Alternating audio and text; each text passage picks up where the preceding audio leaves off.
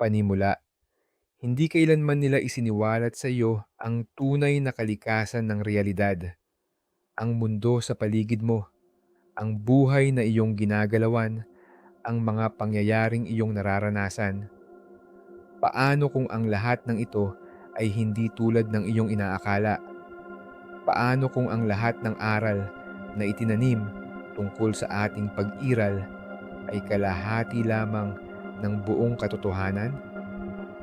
Mayroon isang sinaunang batas, isang lihim na prinsipyo na ibinubulong mula salinlahi hanggang salinlahi ng mga mistiko, mga pantas, at mga tagapag-ingat ng dakilang karunungan.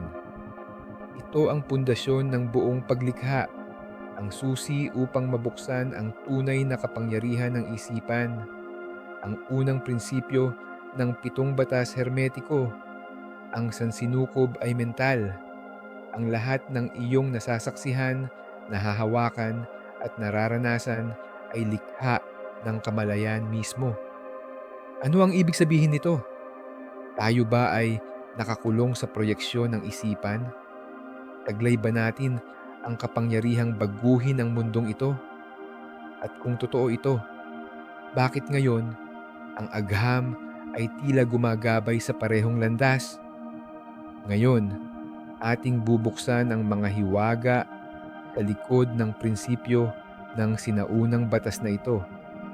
Tutuklasin natin ang kakayahan ng isipang hubugin ang realidad, kung paanong sistematikong pinahina ang kapangyarihang ito, at kung papaano mo ito muling mababawi, sapagkat sa sandaling tunay mong maunawaan ang batas na ito, wala nang anumang bahagi ng iyong buhay ang magmimistulang kagaya pa rin ng dati. Ano ang mentalismo?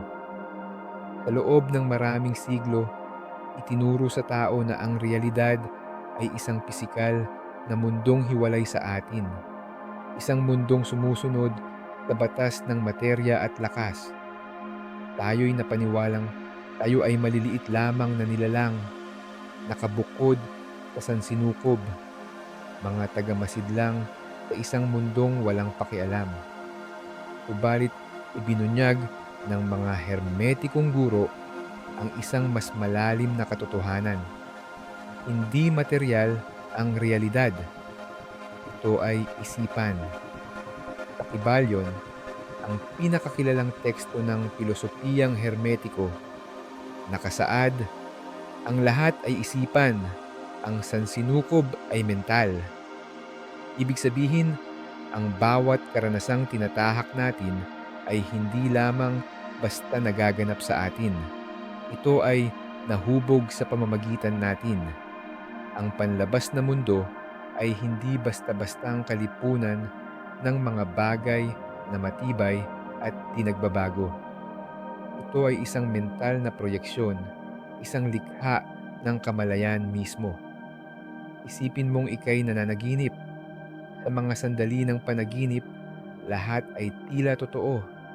Ang mga lugar, mga tao, maging ang iyong nararamdaman.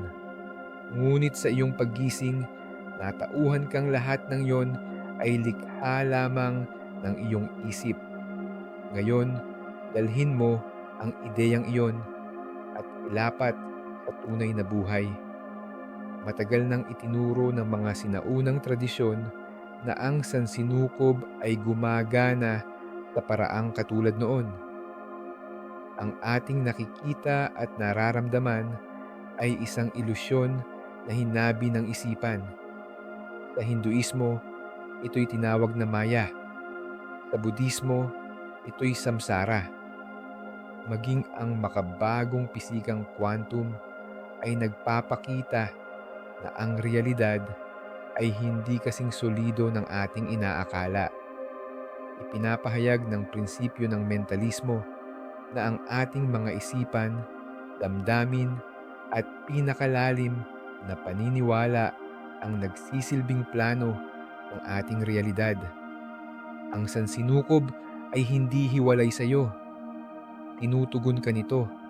Hinuhubog ng iyong mga perception, takot at mga naisin. Ngunit kung ito'y totoo, bakit tila napakahina ng ating kapangyarihan? Bakit tila ang buhay ay isang bagay na ating kinakaharap, imbes na ating nililikha?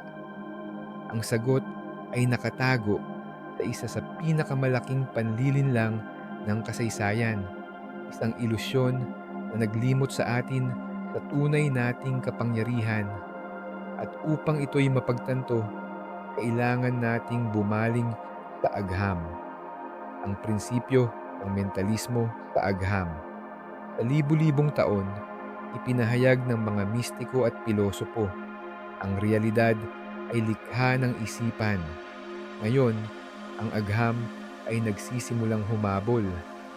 Dahan-dahan, tinatanggap nito ang mga katotohanang matagal ng alam ng mga sinaunang tagapag-ingat ng karunungan, na ang kamalayan ang bumubuo ng mundo.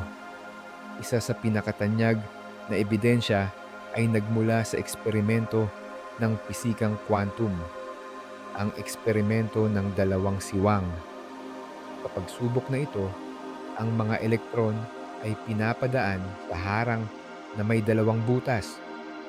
Sa likod nito ay mayroong layar na sumusukat kung saan bumabagsak ang mga elektron. Kapag walang nagmamasid, umaasal ang elektron na parang alon dumadaan sa parehong butas, lumilikha ng pattern ng interference. Ngunit kapag minatyagan ng isang tagamasid ang kanilang daan, nagbabago ang ugali ng mga elektron. Ang elektron ay pumipili ng iisang landas tulad ng isang partikulo. Nagbubunsod ito ng nakagugulat na tanong: nagbabago ba ang realidad kapag ating minamasdan ito? Lumilitaw na ang kamalayan ay siyang nagtatakda ng kinalabasan ng mga pangyayaring pisikal. Kapag hindi namamasdan, ang materya ay nananatili sa dalisay na posibilidad. Walang hanggan ang mga pwedeng mangyari. Ngunit sa pagbaba ng ating pansin dito, ang realidad ay bumabagsak sa isang tiyak at matibay na anyo. Ito ay umaayon sa turo ng hermetiko. Ang lahat ng tila solidong bagay ay proyeksyon lamang ng isipan. Noong araw, sinabi ni Max Planck, ang ama ng pisikang quantum, ipinapalagay kong ang kamalayan ay siyang fundamental. Mula sa kamalayan, nagmumula ang materya, hindi kabaliktaran. Kung totoo ito, ang iyong isipan ay hindi lamang tagamasid, kundi tagapaglikha ng iyong sariling realidad. At sana, ang kaalamang ito ay magpalaya sana sa atin. Magmulat sa atin na higit tayong makapangyarihan kaysa sa ating pinaniniwalaan kailanman. Ngunit sa halip na turuan tayong gamitin ang karunungang ito, tayo'y nabubuhay sa mundong sadyang nagpapahina sa ating isipan. Ginagawang hiwa-hiwalay, laging nagugulo, at inihihiwalay tayo sa ating pinakamalalim na katotohanan. Paano ito naganap? Upang maunawaan ito, kailangan nating pagmasdan kung paano inalis ng modernong lipunan ang kapangyarihan ng tao na mag-focus. Paano pinahina ang isipan ng makabagong mundo kung ang kamalayan ang susi sa paglikha ng realidad. Ang kontrolin ang atensyon ng tao ang pinakamabisang paraan para kontrolin ang buhay niya. At ito ang umiiral sa mundo ngayon. Tayo ay nabubuhay sa panahon kung saan ang atensyon ay mas mahalaga pa kaysa ginto, langis, maging oras mismo. Social media, walang hintong notifikasyon at walang katapusang agos ng impormasyon ay naghuhubog sa isipan natin upang maging isang larangang hiwa-hiwalay at magulong-magulo. Ang kapangyarihang taglay natin noon upang ituon ang pansin, maglarawan ng mga nais at lumikha sa pamamagitan ng kamalayan ay inagaw na ng panlabas ng mga puwersang nais lang tayong malito at maging tagatugon. Ang isipan na puro reaksyon ay hindi makalilikha ng may malay tao. Sa halip na gamitin ang ating kamalayan upang isabuhay ang buhay na ating minimithi, tayo ay binabaha ng mga algoritmong sumisira sa ating konsentrasyon. Napapatunayan ng pag-aaral, mas maikli na ang average na atensyon ng tao kaysa sa isdang ginto. Hindi ito aksidente. Ito ay sinadyang resulta ng digital na paglalason. Isipin mo, lahat ng iyong nakikita at naririnig ay hinihigop ng iyong bawahalang isip. Mga patalastas, balitang nakakatakot, mababaw na nilalaman, lahat ito ay nag-iiwan ng bakas sa iyong kalooban. Ang panay na exposure sa negatibong nilalaman, dahan-dahang binabago ang paggana ng utak. Pinatitibay nito ang pananaw na puno ng takot, kakulangan at kawalang kapangyarihan. Ang dopamine cycle mula sa social media, instant entertainment at mabilisan atensyon ay nagsasanay sa utak na laging maghanap ng panibagong tuwa hanggang ang masusing pagninilay at gawaing panloob ay maging halos imposibleng magawa. Gayunman, alam ng mga hermetikong master ang isang lihim. Ang atensyon ay kapangyarihang lumikha. Kung saan mo ilalagay ang iyong pansin, iyon ang lalago. Sa panahong ito, ang iyong atensyon ay ginagamit laban sa iyo. Kung gaano ka magkakahiwa-hiwalay ang iyong focus, ganoon kahina ang iyong kapangyarihang hubugin ang realidad. Kaya naman, sa lahat ng panahon, ang mga tunay na pantas at mistiko ay laging bumibigkas sa halaga ng pag-katahimikan at disiplina ng isipan. Ang makabagong mundo ay hindi nagtuturo ng pagninilay. Ito'y nagpapasanay sa atin upang laging tumugon, laging kumonsumo, laging magpalunod sa ingay.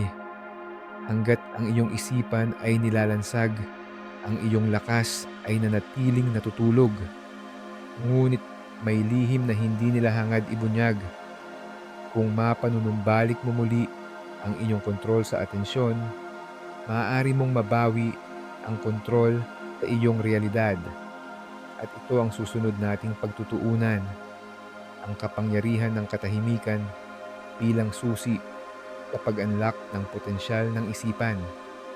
Katahimikan bilang bukal ng kapangyarihan sa mundong sumasamba sa bilis, ingay at walang tigil na pagkilos. Kaunti lamang ang nakauunawa na ang pinakadakilang lakas ay sumisilang sa katahimikan. Sa kabuuan ng kasaysayan, ang mga nilalang na naliwanagan, Buddha, mga pantas hermetiko, mga dakilang mistiko, hindi nila hinanap ang katotohanan sa gitna ng kaguluhan ng mundo. Natagpuan nila ito sa katahimikan, sa pag-iisa at sa malalim na pagmumuni. Bakit? Sapagkat ang katahimikan ay hindi kawalan. Ito ang pintuang daan ng paglikha. Kapag tahimik ang isipan, itinitigil nito ang pagtugon at nagsisimulang makita. Tumatapos itong tumanggap at sinisimulan nitong magtakda. Sa hermetikong pagsasanay, ang katahimikan ay tinatawag na 0 point, ang simula ng lahat ng bagay. Sa estadong ito, ang kamalayan ay nagiging malinaw, ang hangarin ay lumatalas, at ang realidad ay nagiging masunurin. Ito ang dahilan kung bakit ang meditasyon, malalim na paghinga, at mental na paglalapat ng larawan ay palaging ginagamit ng mga master upang hasain ang kapangyarihan ng isipan. Siyentipikong patunay ng katahimikan. Pinatunayan ng makabagong agham nerbiyos ang matagal ng itinuturo ng mga sinaunang guro. Pinapaunlad ng meditasyon ang gray matter sa utak, bahagi ng utak na may kaugnayan sa konsentrasyon, sariling kamalayan, at kakayahang pamahalaan ang emosyon. Ang malalim na paghinga ay nagpapagana sa parasympathetic nervous system, nagpapababa ng stress, at nagpapatalas ng gawain ng pag-iisip. Ang malalim na visualisasyon ay napatunayang ginagawang mas tagumpay ang mga tao sa tunay na buhay. Maging ito man ay atleta, mga alagad ng sining, o dakilang pinuno. Lahat ng ito ay nagpapatibay sa sinasabi ng prinsipyo ng mentalismo. Habang mas tahimik ang isipan, mas malaki ang kapangyarihan itong lumikha ng realidad. Ngunit narito ang pinakamalaking panlilinlang. Ang modernong mundo ay hindi nagtuturo ng katahimikan. Tayo ay sinanay na matakot sa pag-iisa upang iwasan ang katahimikan ng sariling isipan, upang patuloy na yumuko sa tukso ng distraksyon nang sa gayon ay hindi natin kailanman mapanatagpuan ang tunay na lakas sa ating kalooban. Sapagkat sa oras na mapanagumpayan mo ang katahimikan, isinusumpa mong naggagapi mo na rin ang iyong sarili, at sa sandaling makamandag mo ang sarili, walang anumang makagagambala sa iyo. Ito ang malaking lihim ng mga mistiko, guro, at tunay na master. Ang tunay na kapangyarihan ay hindi nasusukat sa kilos, kundi sa katahimikan. At sa iyong paglalakbay tungo rito, magliliwanag ang isang katotohanan: ang realidad ay hindi basta nagaganap sa iyo. Ito ay dumadaloy sa pamamagitan mo. At dito, sumisilip ang huling bahagi ng palaisipan, ang bawahalang isipan, at kung paano nito hinuhubog ang lahat ng iyong nararanasan. Pikiran, bawasadar at paglikha ng realidad. Kung ang sansinukob ay mental, ang pinakalalim na bahagi ng paglikha ay hindi nagmumula sa mulat na isipan, kundi mula sa bawahalang isipan. Paano kung ang mundo mo ay hindi hinubog ng iyong mulat na mga ninanais, kundi ng mga paniniwalang nakatago sa kaibuturan mo? Ang bawahalang isipan ang nakatagong arkitekto. Tahimik na kumikilos sa likuran, hinuhubog ang mundong iyong nararanasan ayon sa mga pattern, emosyon, at paniniwalang taglay simula pa noon. Ngayon pa lang, naunawaan ng agham ang matagal ng alam ng mga hermetikong pantas. Kahit pa may minamana ang mulat na isipan, bawahalang isipan ang may kapangyarihan kung katuparan ba ng hangarin ay mangyayari. Nakatagong kapangyarihan ng bawahalang isipan. Lahat ng karanasan, emosyon, at paniniwala na nadanasan mo, lalo na noong pagkabata, ay nakaimbak sa bawahalang isipan. Ang mga paniniwalang ito ang nagsisilbing salaan na humuhubog sa paraan ng iyong pagtingin sa mundo. Kung lumaki ka sa hirap, malamang na nakatanim ang paniniwalang mahirap ang buhay, at ito ay ibabalik sa iyo ng mundo. Hindi inaalintana ng bawahalang isipan kung tunay o guni-guni ang nararanasan. Basta't ang isang damdamin ay naramdaman, tanggap ito bilang totoo, at dito sumisibol ang realidad. Ito ang dahilan kung bakit maraming tao ang hindi namamalayang nilalason ang sarili nilang tagumpay. Sinusubukan nilang baguhin ang panlabas na mundo, subalit nananatili pa rin ang panloob na paniniwalang taliwas sa kanilang mga nais. Halimbawa, Isang taong lumaki sa kahirapan maaaring naniniwalang mahirap kitain ang yaman kahit may malay siyang nagnanais ng kasaganahan. Isang taong palaging pinahihiya maaaring maramdaman na hindi siya karapat-dapat, bagamat ipag siya sa pagtamo ng tagumpay. Isang winasak ng pagmamahal maaaring takot masaktan kahit lubos niyang hinahangad na mahalin. Ang bawahalang isipan ay hindi lamang tala ng nakaraan. Ito ang makinang lumikha ng hinaharap. Dito nagiging makapangyarihan ang afirmasyon, visualisasyon, at meditasyon. Ipinupunla nila ang panibagong paniniwala sa bawahalang isipan, paraan ng pagpoprograma muli ng bawahalang isipan. Kilalanin ang mga paniniwalang naghihigpit obserbahan ang mga pattern ng iyong buhay. Tanungin ang sarili, ano ang paulit-ulit sa aking buhay?